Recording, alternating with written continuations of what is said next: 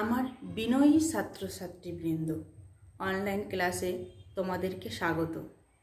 আমার আগের অনলাইন ক্লাসটা আশা করি তোমরা দেখেছো।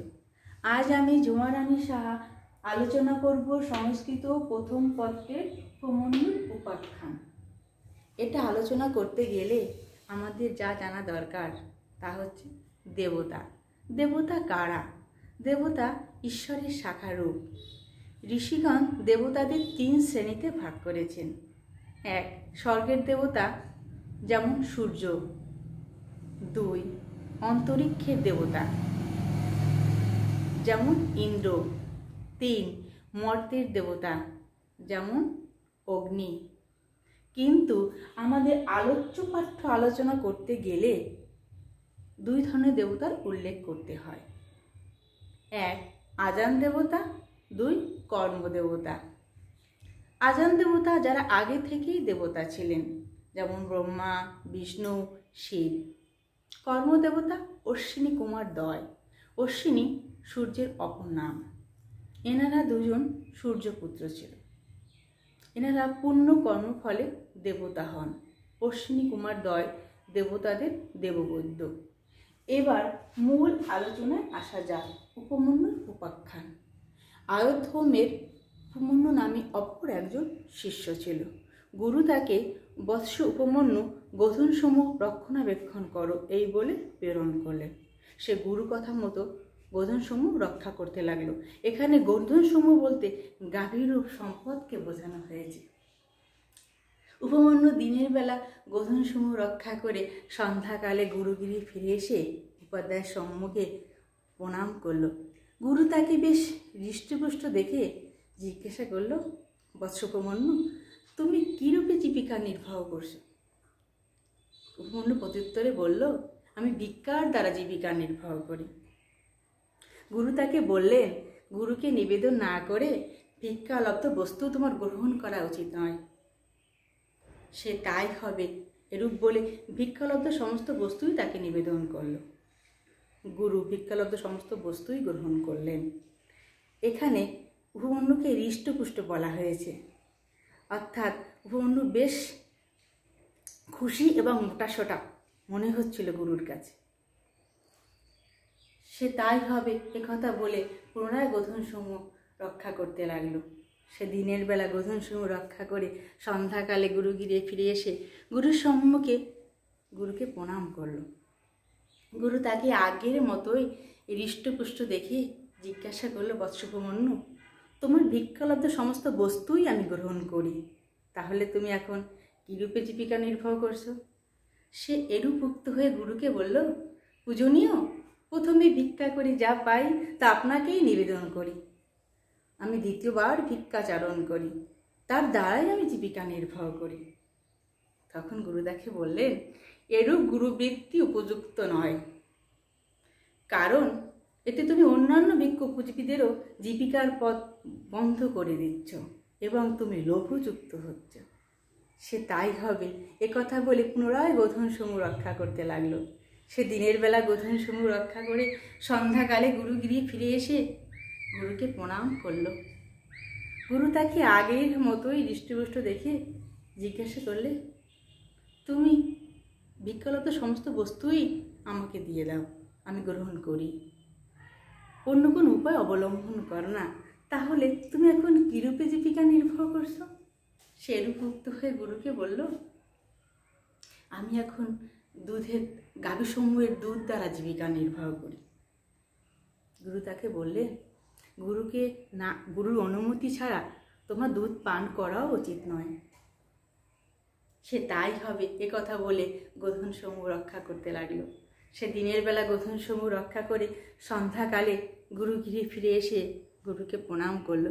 গুরু তাকে আগের মতোই হৃষ্টপুষ্ট দেখে জিজ্ঞাসা করলেন, বৎস উপমন্যু, তুমি ভিক্ষালব্ধ বস্তু আমি গ্রহণ করি, তোমার ভিক্ষালব্ধ সমস্ত বস্তুই আমি গ্রহণ করি। তুমি দুধও পান করো না, অন্য কোনো উপায় অবলম্বন করো না, তুমি এখন কীরূপে জীবিকা নির্বাহ করছো? সেরূপ উক্ত হয়ে গুরুকে বলল, গুরুদেব, আমি গাভীসমূহের দুগ্ধ ফেনা পান করে জীবিকা নির্বাহ করি। যা গোবৎসগণ মাতৃদুগ্ধ পান করার সময় উদ্গীরণ করে থাকে। গুরু তাকে বললেন, গুণবান গোবৎসগুলো তোমার প্রতি অনুকম্পাবশত বেশি করে দুগ্ধফেনা উদ্গীরণ করে থাকে। তুমি গোবৎসগণের জীবিকার ব্যাঘাত ঘটাচ্ছ, ফেনাও তোমার পান করা উচিত নয়। এখানে অনুকম্পা বলতে দয়া বোঝানো হয়েছে, সে তাই হবে। একথা বলে পুনরায় অনাহারে থেকে গোধনসমূহ রক্ষা করতে লাগল। গুরু কর্তৃক নিষিদ্ধ হয়ে ভিক্ষালব্ধ বস্তু গ্রহণ করে না, অন্য কোনো উপায় অবলম্বন করে না, দুধ পান করে না, দুগ্ধ ফেনাও পান করে না। ক্ষুধার জ্বালায় বনমধ্যে একদিন সে অর্কপত্র ভক্ষণ করল। তীক্ষ্ণ, কটু, রুক্ষ সে অর্কপত্র ভক্ষণের ফলে তীক্ষ্ণ প্রতিক্রিয়ায় তার দৃশ্যকি রহিত হয়ে অন্ধ হয়ে গেল। অন্ধ অবস্থায় এদিক ওদিক ঘুরতে ঘুরতে কূপে পতিত হল। এদিকে সন্ধ্যা ঘনিয়ে এলো, সূর্য অস্তা চলে গেল, উপমন্যু ফিরে এলো না। গুরুদেব চিন্তিত হলেন। গুরুদেব তখন অপর শিষ্য বেদকে বললেন, আমি উপমন্যুর সমস্ত জীবিকার পথ বন্ধ করে দিয়েছি। সে হয়তো আমার প্রতি ক্ষুব্ধ হয়েছে, তাই সে চিরদিনের মতো চলে গেছে, সে আর ফিরবে না। সুতরাং তাকে অন্বেষণ করা আমাদের কর্তব্য। কথা বলে শিষ্যকে নিয়ে বনের মধ্যে গিয়ে উপমন্যুর আহ্বানের নিমিত্ত শব্দ করলেন, ওহে বৎস উপমন্যু, তুমি কোথায়? এদিকে এসো। উপমন্যু গুরুবাক্য শুনে উচ্চস্বরে প্রত্যুত্তর করলেন, গুরুদেব, আমি এই কূপে পতিত হয়েছি। গুরু তাকে বললেন, তুমি কিভাবে কূপে পতিত হলে? সে গুরুকে বলল, অর্কপত্র খেয়ে আমি অন্ধ হয়েছি, তাই কূপে পতিত হয়েছি। গুরুদেব তাকে বললেন, তুমি অশ্বিনী কুমারদ্বয় স্তব করো, দেববৈদ্য তোমার চক্ষুষ্মান করবেন। গুরুবাক্য শুনে উপমন্যু ঋগ্বেদীয় মন্ত্রে অশ্বিনী কুমারদ্বয় স্তব করতে লাগলেন। অশ্বিনী কুমারদ্বয় তার স্তবে সন্তুষ্ট হয়ে তার সামনে আবির্ভূত হলেন এবং বললেন, তোমার আরাধনায় আমরা সত্যিই প্রীত হয়েছি।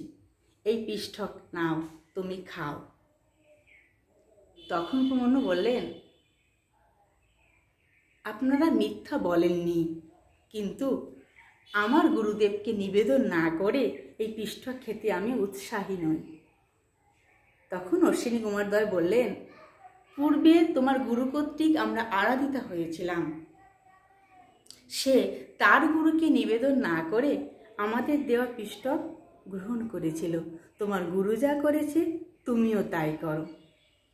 তখন উপমন্যু বললেন, ভগবান অশ্বিনী কুমারদ্বয়, আপনাদের এরূপ অনুনয়েও আমার গুরুকে নিবেদন না করে এই পিষ্ঠক আমি খেতে আগ্রহী নই। তখন অশ্বিনী কুমারদ্বয় বললেন, তোমার এরূপ গুরুভক্তি দেখে সত্যিই আমরা প্রীত হয়েছি। তোমার গুরুর দন্তসমূহ কৃষ্ণ বর্ণ, তোমার দন্তসমূহ হবে সুবর্ণময়, তুমি চক্ষুষ্মান হবে এবং মঙ্গল লাভ করবে।